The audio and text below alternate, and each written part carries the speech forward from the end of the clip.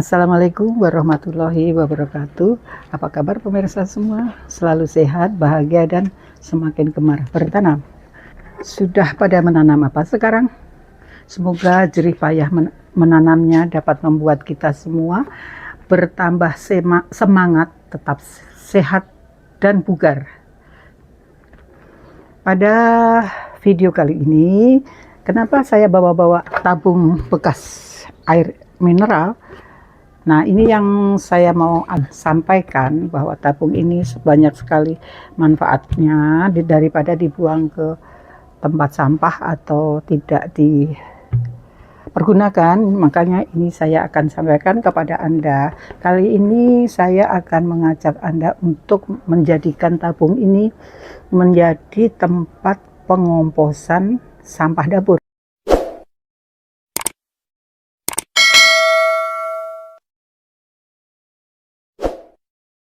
Apa kabar sampah-sampah dapur Anda di rumah Anda? Sudah dikelola sendiri atau masih dibuang di bak sampah? Sayang loh kalau kita membuang semua bahan organik ke tempat sampah, ke bak sampah, dan akan memenuhi lokasi TPST ya. Sebaiknya kita olah aja sendiri. Bagi yang belum mengolah sendiri sampah dapur di sini, saya akan menunjukkan kepada Anda bagaimana cara membuat wadah untuk mengolah sampah yang dari galon bekas air mineral ini. Mudah sekali loh, cuma tinggal buang, kucurin air lindi atau air pengurai sampah, udah tutup lagi, besok diisi lagi, ada sampah-sampah dapur masukin lagi. Tapi sebaiknya nih sampah dapur ya, ini khusus untuk sampah dapur, bukan untuk sampah di luar. Kalau sampah di luar kemarin saya udah bikin kan, itu yang sampah dengan tabung besar, itu juga ada agak berbeda, karena sampah dapur itu cepat busuk, cepat mencair, dan cepat bau. Jadi kita harus langsung kelola, begitu punya sampah dapur langsung dimasukkan ke dalam tempat ini, wadah ini, kemudian difermentasi langsung, tidak akan bau, tidak akan menimbulkan apa-apalah. Cuman mungkin agak anget ya, kalau setelah difermentasi suasana di situ agak anget. Kemudian apa saja yang dimasukkan ke dalam tabung ini adalah sampah-sampah sisa-sisa potongan sayur.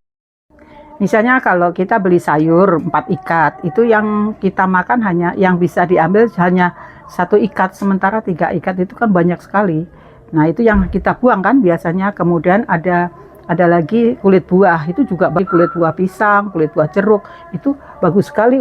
Sisa nasi juga bisa dimasukkan, tetapi jangan nasi goreng ya, jangan nasi yang berbumbu, dan jangan sekali-sekali memasukkan perasan sisa perasan kelapa itu, atau sama santan berminyak, dan sayur-sayur yang berminyak tidak boleh dimasukkan ke dalam sini, nanti tidak akan terurai. Nah, satu lagi, kalau kita memasukkan sampah-sampah dapur dan seisinya itu mungkin telat nutup atau gimana, lalat tuh cepat masuk dan kemudian bertelur, kemudian menimbulkan menimbulkan belatung ya, telur lalat itu kan berubah. Nah, itu nggak apa-apa kalau disiram dengan air lindi, itu kan dia mati karena panas ya, nanti panas dia nggak kuat lama-lama di situ.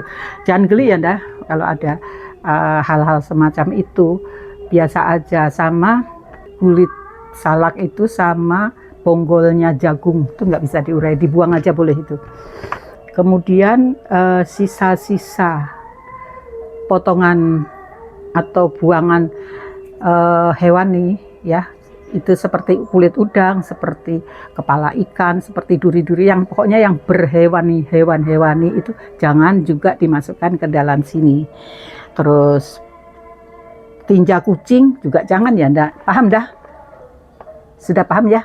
Yuk, sekarang saya akan kasih tahu bagaimana caranya membuat wadah untuk mengurai sampah dapur di dalam galon bekas ini. Yuk ikutin ya jangan di skip, supaya Anda tahu, dan itu juga Anda akan, kalau mengerjakan itu berarti Anda sudah sayang sekali dengan lingkungan Anda, bukan?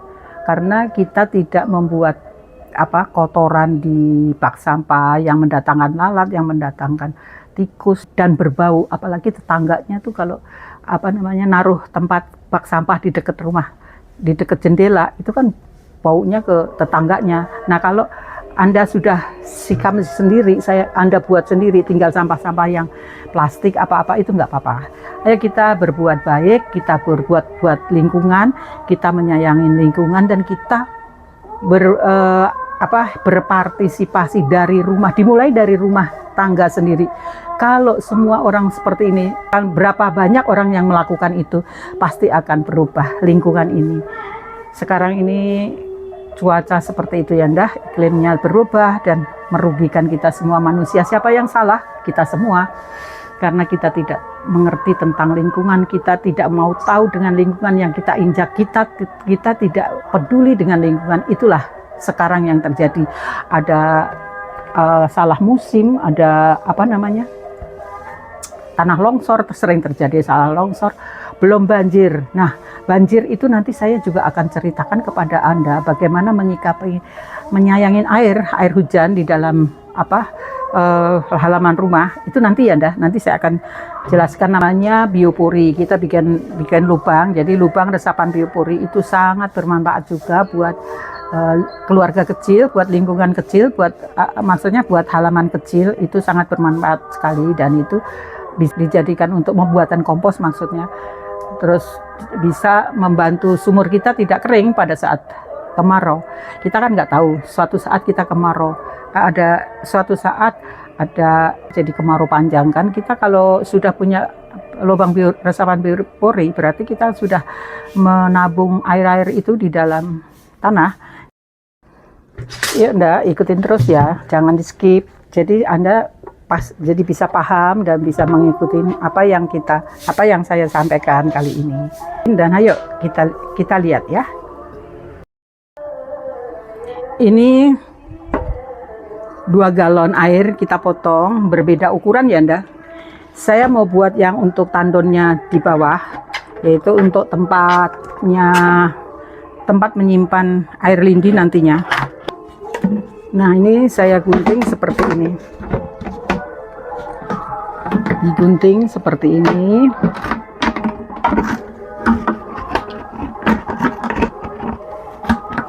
Nah, dibuka ya.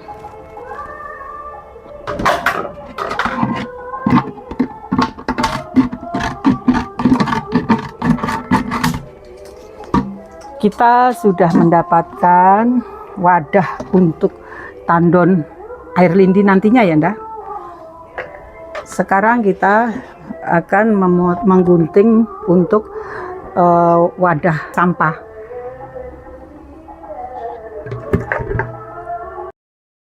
Udah ya, seperti ini digunting.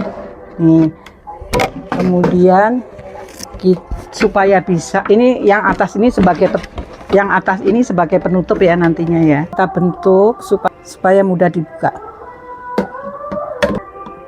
Caranya seperti ini,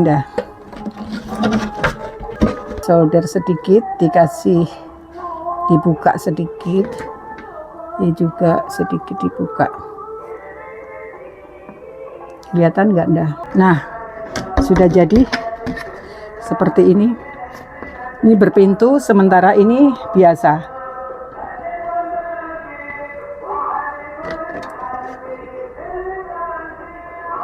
Sampai di sini sudah paham Ini dilubangin, diberi lubang.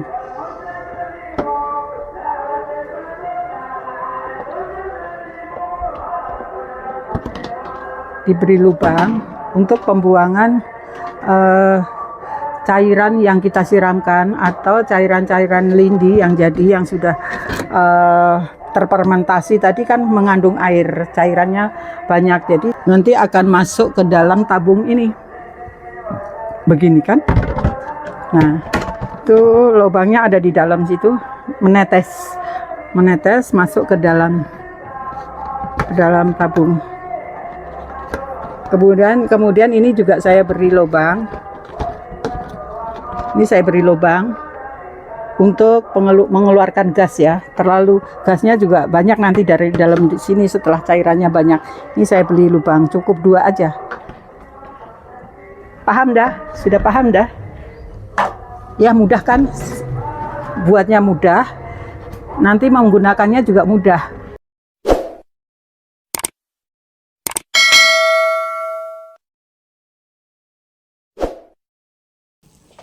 Ayo dilihat dah cara kerjanya.